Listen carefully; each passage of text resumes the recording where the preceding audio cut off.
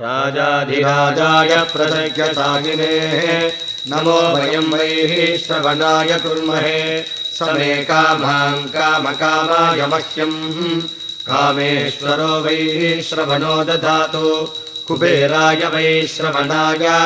महाराजाय नमः सर्वमङ्गलमाङ्गल्ये शिवे सर्वार्थसाधके शरण्ये त्र्यम्बके देवी नारायणि नमोऽस्तुते तत्पुरुषाय विद्महे वक्रतुण्डाय धीमहि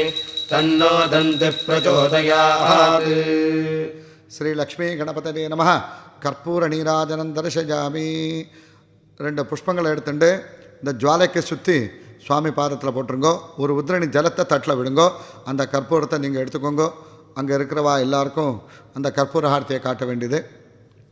இப்போது கணபதி தியானம் பண்ணிக்கணும் லக்ஷ்மி கணபதி தியானம் ஏகதந்தம் மகாகாய